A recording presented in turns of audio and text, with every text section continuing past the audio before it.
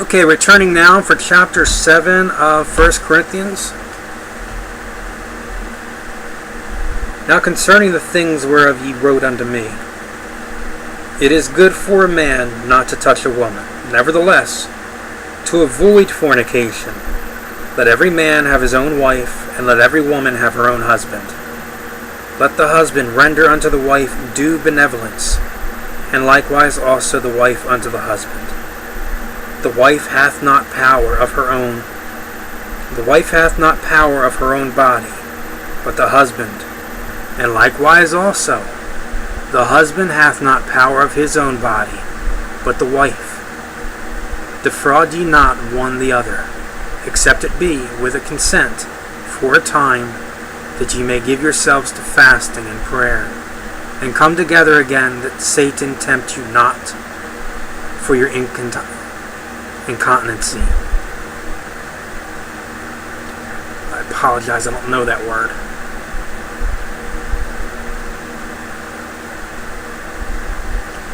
But I speak this by permission, and not of commandment. For I would that all men were even as myself, but every man hath his proper gift of God, one after this matter, and another after that. I say therefore to the unmarried and widows, it is good for them if they abide, even as I. But if they cannot contain, let them marry, for it is better to marry than to burn.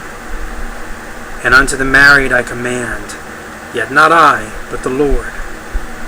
Let not the wife depart from her husband, but, and if she depart, let her remain unmarried, or be reconciled to her husband. And let not the husband put away his wife. But to the rest speak I, not the Lord, if any brother hath a wife that believeth not, and she be pleased to dwell with him, let him not put her away. And the woman which hath a husband that believeth not, and if he be pleased to dwell with her, let her not leave him. For the unbelieving husband is sanctified by the wife, and the unbelieving wife is sanctified by the husband. Else were your children unclean, but now are they holy. But if the unbelieving depart, let him depart. A brother or a sister is not under bondage in such cases, but God hath called us to peace. For what knowest thou, O wife, whether thou shalt save thy husband? Or how knowest thou, O man, whether thou shalt save thy wife? But as God hath distributed to every man, as the Lord hath called every one, so let him walk. And so ordain I in all churches. Is any man called, being circumcised? Let him not become uncircumcised. Is any called uncircumcision? Let him not be uncircumcised. Or let him not be circumcised. Circumcision is nothing, and uncircumcision is nothing, but the keeping of the commandment of God. Let every man abide in the same calling wherein he was called. Art thou called being a servant? Care not for it, but if thou mayest be made free, use it rather. For he that is called in the Lord, being a servant, is the Lord's free man. Likewise also he that is called being free is Christ's servant. Ye are bought with a price. Be not ye the servants of men. Brethren, let every man wherein he is called, therein abide with God. Now concerning virgins, I have no commandment of the Lord, yet I give my judgment, as one that hath obtained mercy of the Lord to be faithful. I suppose therefore that it is good for the present distress, I say, that it is good for a man to so be. Art thou bound unto a wife? Seek not to be loosed. Art thou loosed from a wife? Seek not a wife. But, and if thou marry, thou hast not sinned. And if a virgin marry, she hath not sinned. Nevertheless, such shall have trouble in the flesh, but I spare you. But this I say, brethren, the time is short. It remaineth that both they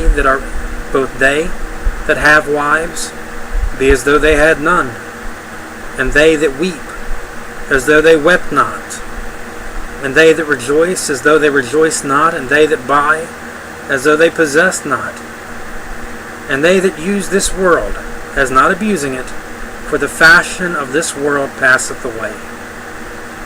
But I would have you without carefulness. He that is unmarried careth for the things that belong to the Lord, how he may please the Lord. But he that is married careth for the things that are of the world, how he may please his wife. There is difference also between a wife and a virgin. The unmarried woman careth for the things of the Lord, that she may be holy, both in body and in spirit. But she that is married careth for the things of the world, how she may please her husband. And this I speak for your own profit, not that I may cast a snare upon you, but for that which is comely, and that you may attend upon the Lord without distraction.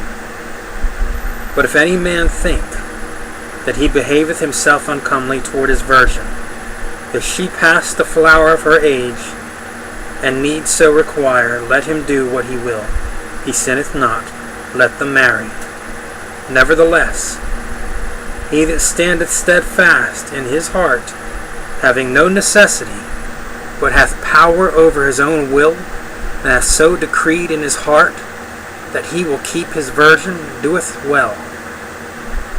So then, he that giveth her in marriage doeth well, but he that giveth her not in marriage doeth better. The wife is bound by the law, as long as her husband liveth. But if her husband be dead, she is at liberty to be married to whom she will, only in the Lord. But she is happier if she so abide after my judgment. And I think also that I have the Spirit of God. That's the end of chapter 7. We're going to take a break and come back to these later on. My eyes got too fuzzy to read anymore.